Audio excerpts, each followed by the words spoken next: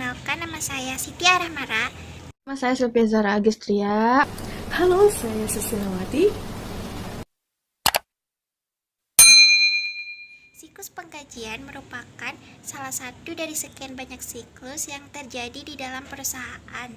Siklus ini merupakan rangkaian aktivitas bisnis berulang dan pemrosesan data yang terkait yang berhubungan dengan pengelolaan pegawai di tempat kerja secara efektif.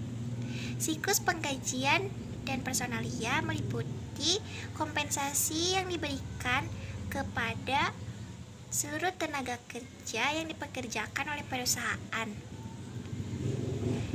Rekening-rekening yang terlibat dalam siklus penggajian antara lain yaitu yang pertama ada kompensasi pokok yang meliputi gaji, upah, intensif, dan tunjangan lainnya. Yang kedua ada pajak atas gaji atau upah karyawan. Yang ketiga ada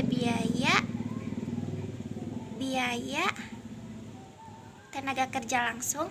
Yang keempat ada pajak atas gaji atau upah karyawan. Dan yang terakhir ada gaji yang dibayar di muka. Yang selanjutnya yaitu ada pihak-pihak yang terlibat dalam siklus penggajian. Yang pertama ada Departemen Penggajian, yaitu sebagai entitas internal perusahaan utama yang memproses siklus penggajian. Yang kedua ada pegawai, yaitu sebagai entitas internal perusahaan yang menjadi trigger atas terjadinya semua proses dalam siklus penggajian. Yang ketiga yaitu departemen lainnya yang berfungsi untuk mencatat aktivitas kerja pegawai. Yang keempat ada instansi lainnya yang berhubungan dengan potongan rutin yang harus dibayarkan yang berkaitan dengan siklus penggajian. Yang kelima ada siklus komputerisasi, yaitu untuk mempermudah berbagai aktivitas siklus penggajian. Dan yang terakhir yaitu bank, yaitu untuk membantu menyalurkan gaji kepada karyawan ke rekeningnya masing-masing. Selanjutnya ada akun-akun yang terlibat dalam siklus penggajian. Yang pertama ada kas bank, yang kedua ada potongan PPh atau potongan lainnya, yang ketiga ada gaji, upah, komisi, dan bonus yang masih harus dibayarkan. Yang keempat ada biaya tenaga kerja langsung. Yang kelima ada biaya daftar pajak gaji. Dan yang terakhir ada beban yang harus dibayarkan, beban gaji yang harus dibayarkan. Yang terakhir yang akan saya jelaskan yaitu mengenai catatan, dokumen, dan fungsi yang terkait dalam siklus penggajian. Yang pertama yaitu ada catatan pegawai atau personal record yang berisi data meliputi tanggal bekerja, investigasi pegawai, tarif pembayaran, pengurangan yang diotorisasi, dan lain sebagainya. Yang kedua ada formulir otorisasi tarif atau rate authorization form, yaitu otorisasi tarif atau tingkat gaji. Yang ketiga ada formulir otorisasi pengurangan atau deduction authorization form, yaitu formulir otorisasi pengurangan gaji meliputi potongan pajak, asuransi, dan pensiun. Yang keempat ada kartu absen atau time card, yaitu kartu yang menunjukkan bahwa karyawan bekerja di perusahaan tersebut. Yang kelima ada laporan ikhtisar penggajian atau summary payroll report, yaitu dokumen yang dihasilkan komputer untuk mengikhtisarkan penggajian untuk satu periode dalam berbagai bentuk. Yang keenam ada kartu waktu pekerja atau jobs time card, yaitu kartu yang ditunjukkan untuk pekerjaan khusus yang dilakukan oleh pekerja pabrik dalam waktu tertentu. Yang ketujuh ada berkas induk penggajian atau master payroll file, yaitu berkas yang digunakan untuk mencatat transaksi penggajian untuk masing-masing pegawai dan pengelolaan total gaji yang dibayarkan dalam setahun sampai tanggal terakhir. Yang kedelapan ada cek gaji atau payroll check, yaitu cek yang diberikan kepada karyawan atas jasanya. Yang kesembilan ada jurnal penggajian atau payroll journal, yaitu jurnal yang digunakan untuk mencatat cek gaji. Yang terakhir yaitu surat pemberitahuan pajak, yaitu formulir yang dikirimkan ke kantor pelayanan pajak yang melaporkan jumlah pajak penghasilan pegawai setelah dipotong selama setahun. Ini ada tujuan auditor terhadap siklus penggajian. Yang pertama ada eksistensi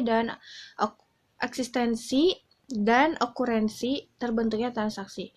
Transaksi penggajian mencerminkan kompensasi semua jasa yang terjadi untuk periode yang diliput oleh periode laporan keuangan. Pencatatan semua biaya-biaya penggajian mencerminkan kewajiban pajak yang berasal dari kompensasi dalam periode yang diaudit. Saldo utang pajak ataupun pajak yang dibayar di muka mencerminkan jumlah yang menjadi kewajiban pada tanggal neraca. Yang kedua, ada kesempurnaan. Pencatatan transaksi. Pencatatan biaya gaji beserta pajaknya yang mencangkup keseluruhan biaya-biaya jasa karyawan selama tahun yang diaudit.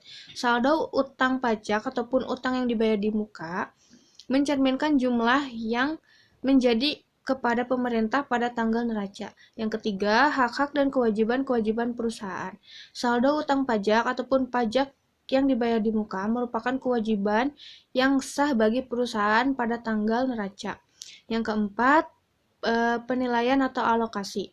Perhitungan setiap pembayaran terhadap biaya penggajian dan peringkasan catatannya dilakukan dengan cermat. Perhitungan terhadap saldo utang, pajak ataupun pajak yang dibayar di muka pada tanggal neraca telah diperhitungkan dengan cermat.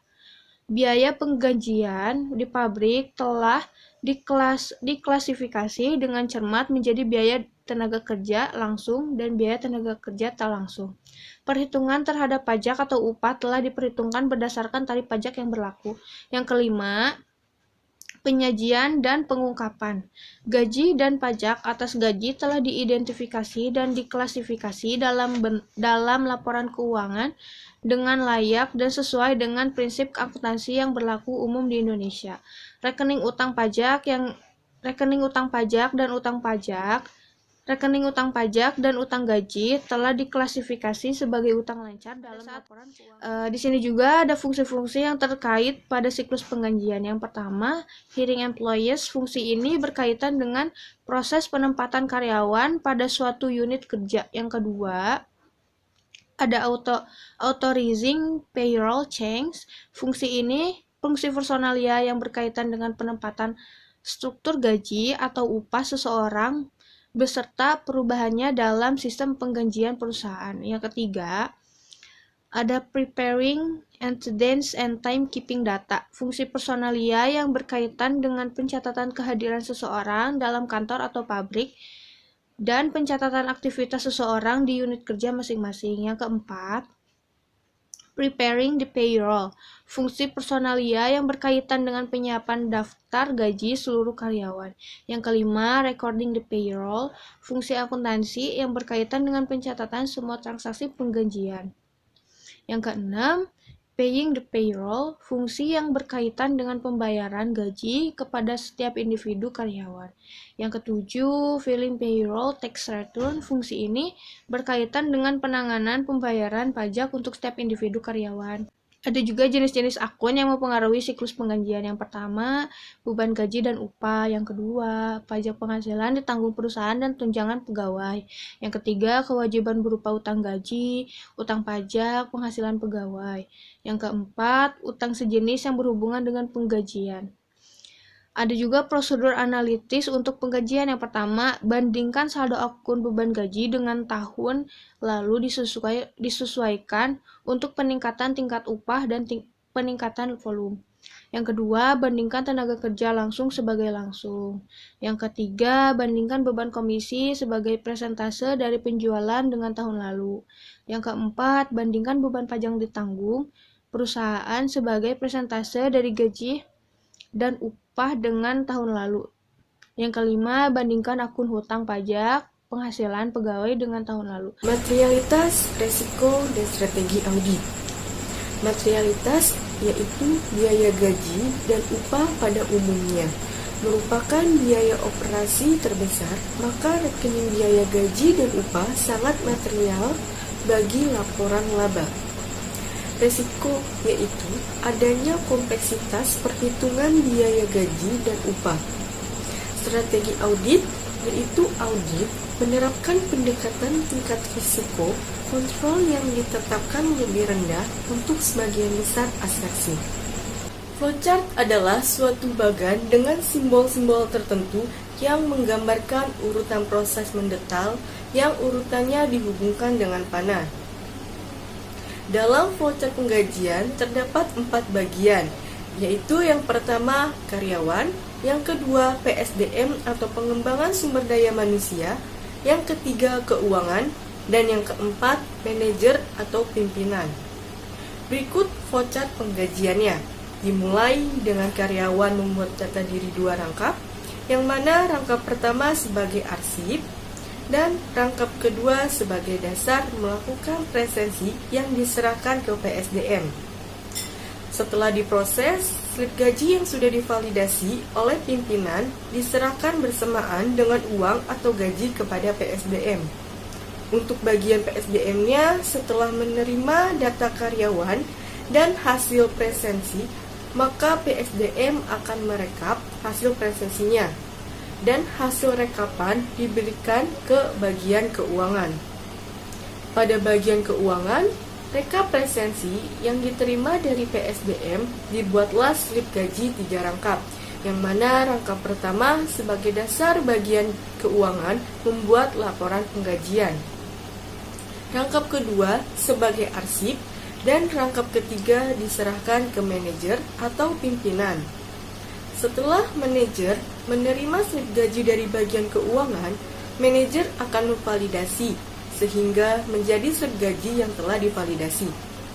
Slip gaji yang telah divalidasi dibuat 2 rangkap, yang mana rangkap pertama sebagai arsip dan rangkap kedua diberikan ke PSDM yang nantinya akan diserahkan ke karyawan. Selain itu, manajer juga menerima laporan penggajian dari bagian keuangan. Sekian materi terkait siklus penggajian dari kelompok 6. Kurang lebihnya mohon maaf dan terima kasih.